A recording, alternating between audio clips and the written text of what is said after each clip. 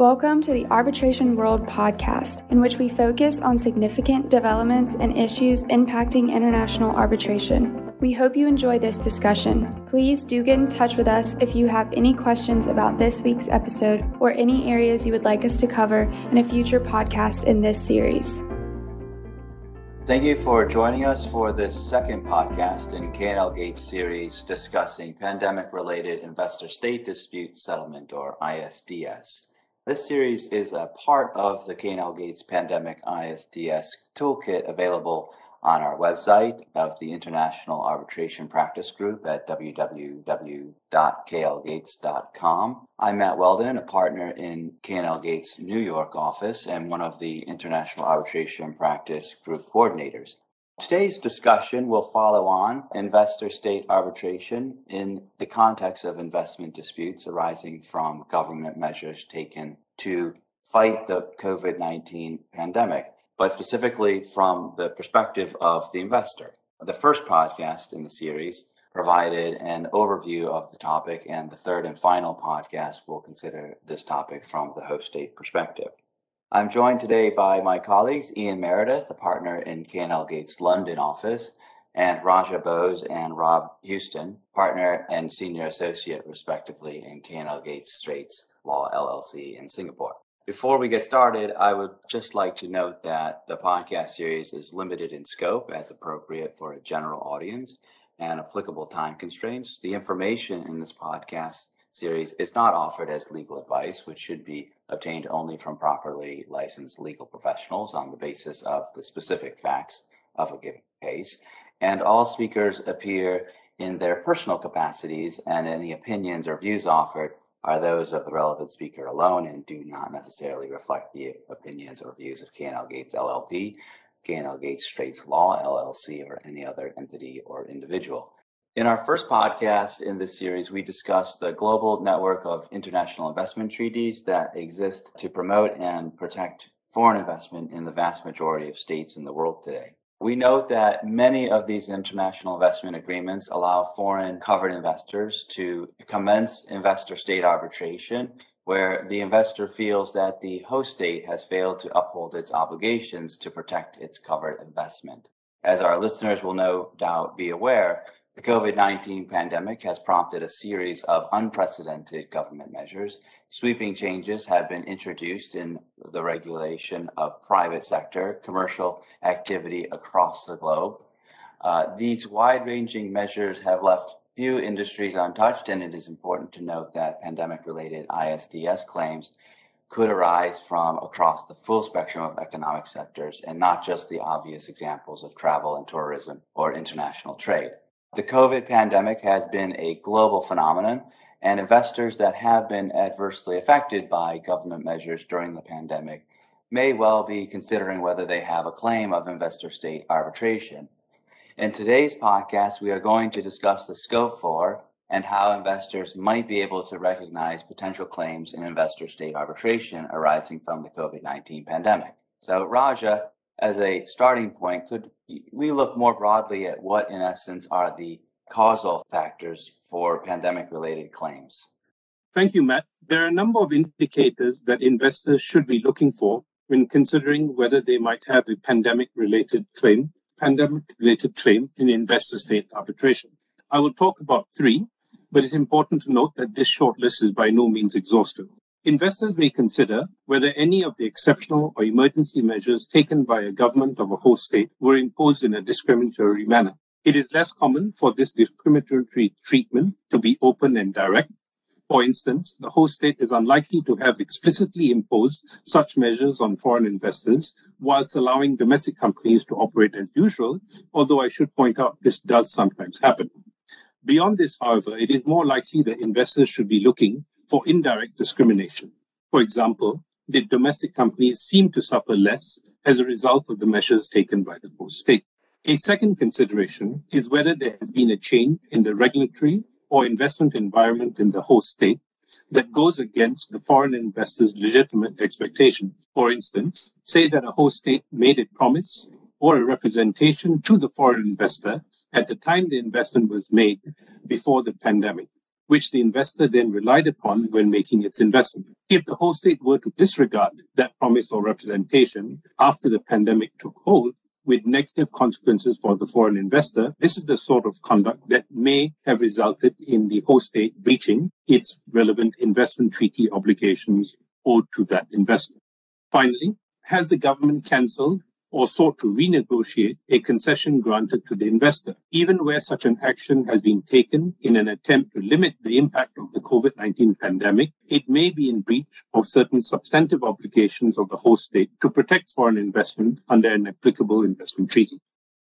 Thank you, Raja. Now, for that overview, now let me turn to you, Ian, for a sector-specific example. What are your views on the impact of government measures to fight the pandemic on the travel and tourism sector, and generally speaking, the scope of what may exist for investor-state arbitration claims to arise as a result?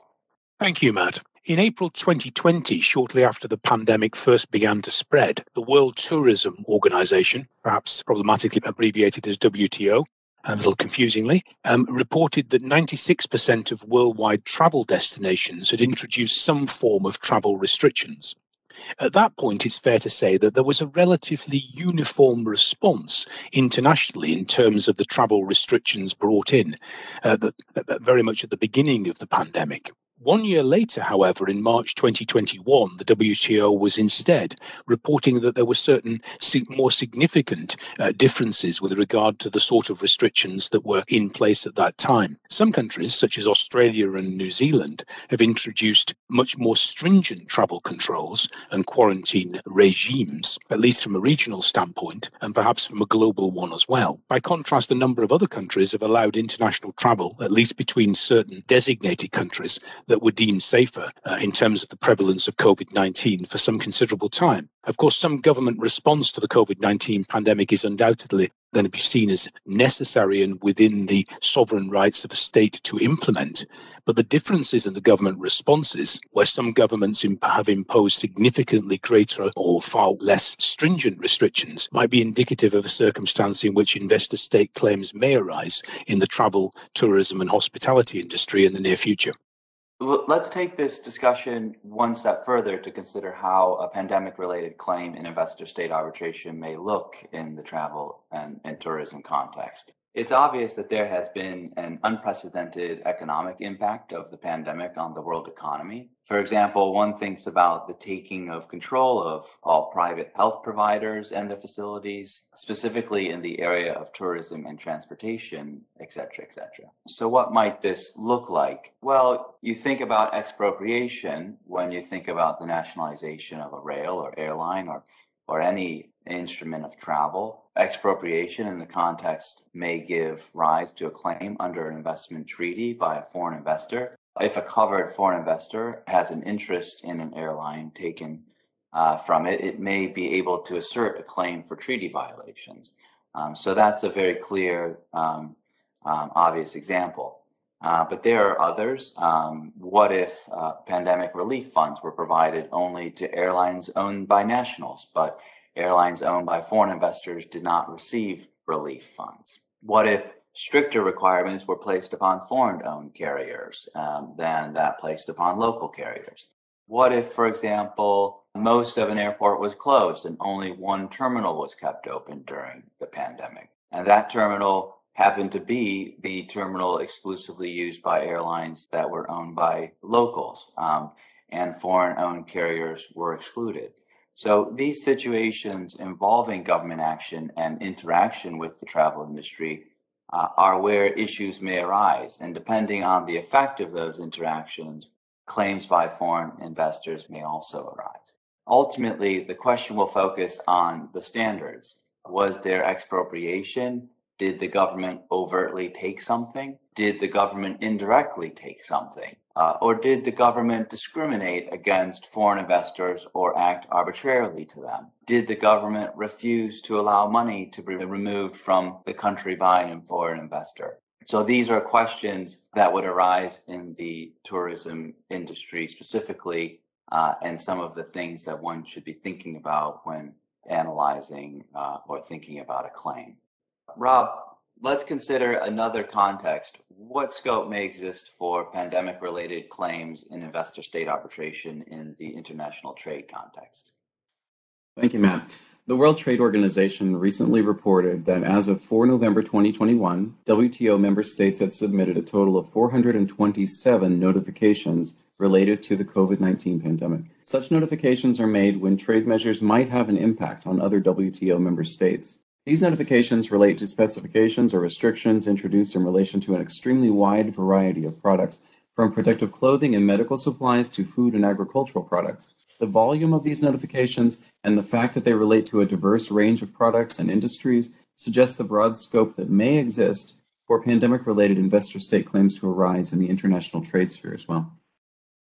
Thank you, Rob, and thank you to our other commentators. Before we conclude today's podcast, there are 3 take-home messages that investors should consider. First, before any dispute arises, an investor should be questioning whether its investments are well structured to optimize treaty protections in light of all relevant factors, including tax implications. Second, if an investor is thinking that it might have potential grounds for a claim, it might be worth undertaking a cost-benefit analysis of whether investor-state arbitration is worth pursuing. Such factors might include, for example, consideration of the time and costs involved with such arbitrations, ease of enforcement of any award, and the relationship with the host state, particularly if the investor has a number of investments in that country. Finally, if the investor decides to proceed with investor-state arbitration, it may also give consideration to the possibility of third-party funding. The question of whether third-party funding is desirable in a case could form the subject of a separate podcast, but for present purposes, however, investors should be aware that the use of third-party funding in investor-state disputes has grown considerably over recent years, and guidance should be sought from experienced legal advisors as to whether it may be appropriate. That brings us to the end of today's podcast. Thank you to all of our speakers again here at K&L Gates, and thank you to our listeners for joining us. Please be sure to join us for the next podcast in this series as well, as we consider the important topic of pandemic-related claims in investor-state arbitration from the host state perspective. Goodbye for now. Thank you for listening to this episode of Arbitration World Podcast. To listen to past episodes and receive notices for new episodes, subscribe by searching Hub Talks, that's HUB Talks, in your favorite podcast app.